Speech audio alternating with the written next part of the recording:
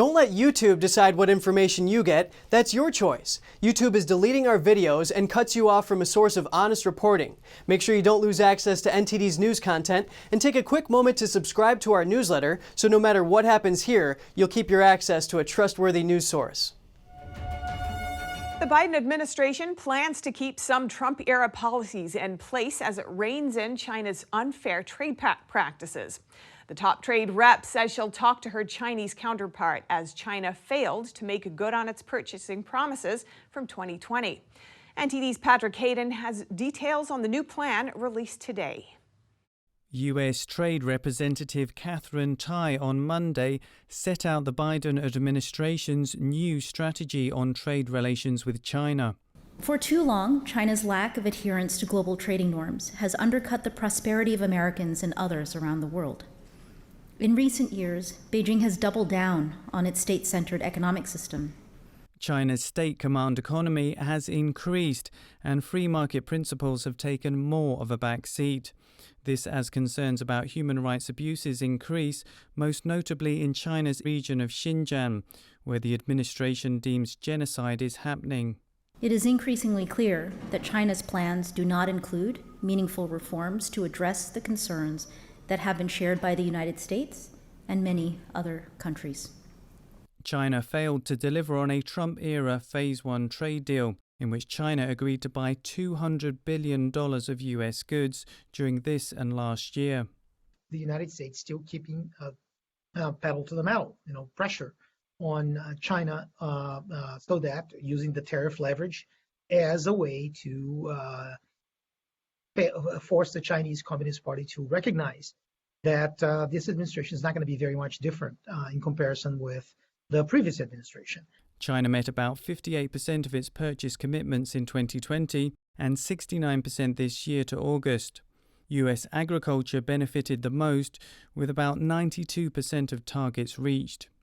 The Chinese Communist Party and the Chinese government are basically pressuring U.S. multinationals, U.S. Chamber of Commerce, and business groups have been pressuring the Biden administration to let these tariffs go, so that we can go back to the old normal, which was basically no leverage with China.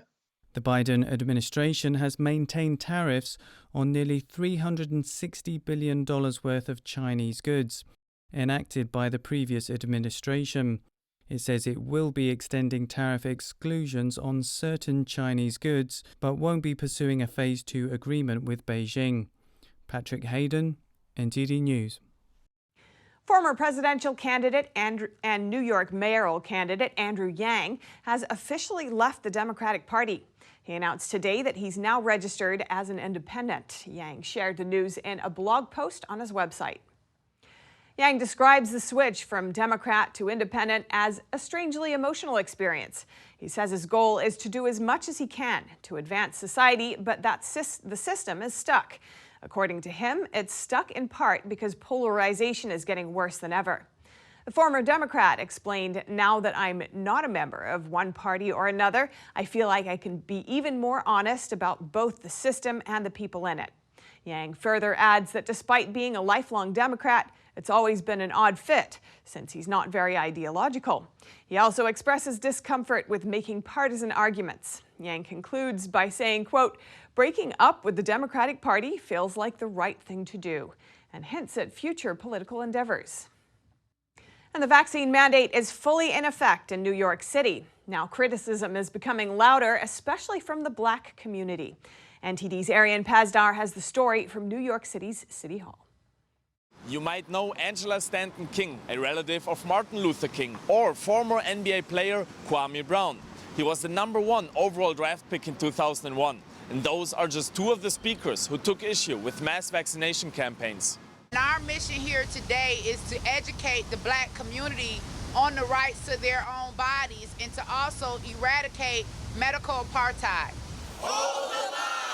Less than 30% of Black Americans in New York City between the ages of 18 and 44 have gotten the shot. When the vaccine rollout first started, Mayor Bill de Blasio acknowledged that Black people might not trust the vaccine due to past experiences. There's a reason why people have this distrust. That said, we are here today fighting this pandemic with leaders from communities of color playing key roles. But to have black leaders advocating for the vaccine may not be enough. Because if you see a black face, that means that you have to jump and do it. It means that we black people don't have a mind of our own and we're not individuals, but we're just like a whole group. Many also pointed out that pro-vaccination information gets promoted by influential organizations. They use our celebrities to kind of coach everybody up to get them to listen. I've been a part of it. When you make that type of money, you don't want to say anything that's going to mess up that cash flow. So you just stay quiet. And now is not the time for anybody to stay quiet. Different speakers agreed that the virus is widely reported on from only one side. They've used their ability just to promote propaganda. If the only way they can get people to comply is that they have people afraid. I think the first thing we need to do in order to get over the pandemic is start allowing people to hear the truth.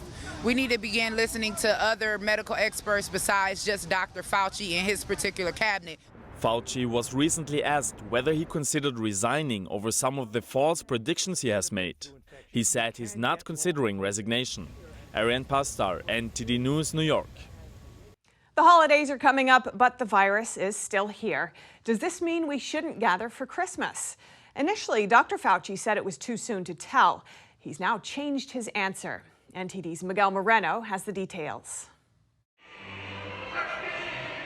Christmas is a ways away, but a CBS host asked Dr. Anthony Fauci if it would be safe for Americans to gather at that time. It's just too soon to tell. We've just got to concentrating on continuing to get those numbers down.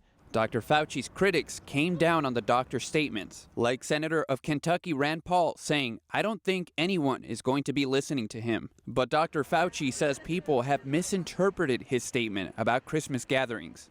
That was misinterpreted as my saying we can't spend Christmas with our families, which was absolutely not the case. I will be spending Christmas with my family. I encourage people, particularly the vaccinated people who are protected, to have a good, normal Christmas with your family. But He did, however, change his position. What was once too early to tell is now a resounding approval of Christmas gatherings. If they do begin to fall ill, they should definitely cancel their travel plans. Dr. Peter McCullough is an academic internist and cardiologist from Dallas, Texas. It's been about 2 years since the COVID-19 pandemic started. The vaccines have been available for almost a year now. Do you think gatherings in general should still be in question? No, they never really should have been in question. We understood through the course of the pandemic now, the virus is not transmitted if people don't have any symptoms. So as long as there's no fever, nasal congestion, cough, the virus is not going to be spread. So we could have always gotten together. According to the findings of a study published by the CDC, asymptomatic cases are unlikely to contribute substantially to the spread of the virus. Miguel Moreno, NTD News. 3 members of the Swiss Guard have resigned over the Vatican's vaccine mandate. They are the security force that's been responsible for protecting the Pope for over 500 years. A Swiss Guard official said Sunday that the 3 members have voluntarily left the Guard and returned to Switzerland. That's because they refused to take the COVID-19 vaccine. 3 other Guardsmen are temporarily suspended until they complete vaccination. The Vatican started requiring a health pass for all residents, workers, and visitors beginning October 1st. People must show proof of vaccination, recovery from COVID-19, or a negative virus test from the previous 48 hours. But the Vatican has ordered that Swiss Guards must be vaccinated. There are 135 Swiss Guards, all of whom are Catholic Swiss citizens. And police had to reroute traffic around the busiest border crossing that connects the U.S. with Canada due to the presence of potential explosives. The bridge stretches from Detroit to Windsor, Ontario. Authorities are still investigating the threat. Canadian border agents found the potential explosives this morning. They were inside a vehicle in an inspection area on the Canadian side. Authorities have detained the driver. Police evacuated the nearby area and rerouted traffic. Operations returned to normal in late afternoon. The border crossing is critical to trade between the U.S. and Canada. And Florida Governor Ron DeSantis revealed today that his wife of over 10 years, Casey, has been diagnosed with breast cancer. The First Lady of Florida is also a mother of 3 children under the age of 5. DeSantis announced the news in a statement. He didn't provide any details about the stage of the cancer, but emphasized Casey is a true fighter and she will never, never, never give up. Messages of well wishes and prayers began pouring in following the news, including from Florida Democrats. 41-year-old Casey has been a very involved First Lady. She has spearheaded several major initiatives in Florida promoting family services, mental health, and education. She is frequently seen by her husband's side out in the community and at events, often with their 3 young children. Before becoming Florida's First Lady, Casey was already widely known by Floridians for being an Emmy Award-winning television host in the region. Casey has not yet commented on the diagnosis.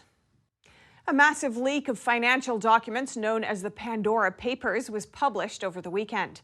According to several major news organizations, the papers allegedly tie world leaders to secret stores of wealth, including King Abdullah of Jordan, the Czech Prime Minister, and associates of Russian President Vladimir Putin. Jason Albano reports.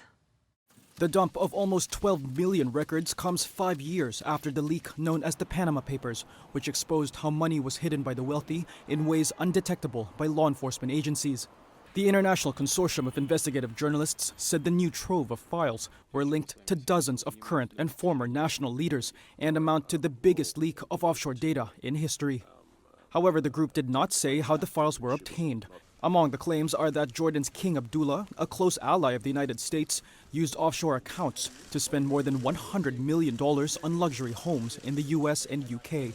Lawyers representing Abdullah told the consortium he had not, quote, made any use whatsoever of the proceeds of aid or assistance intended for public use. The Washington Post, which is part of the network, reported on the case of Svetlana Krivonagich, a Russian woman who the paper says was in a secret relationship with President Vladimir Putin. The Post says that just weeks after she gave birth to a baby girl in 2003, she became the owner of a Monaco apartment through an offshore company. The Kremlin did not respond to requests for comment. The documents also allege that the Czech Republic's Prime Minister, Andrej Babis, owned an offshore estate worth $22 million on the French Riviera. Babis on Sunday denied any wrongdoing.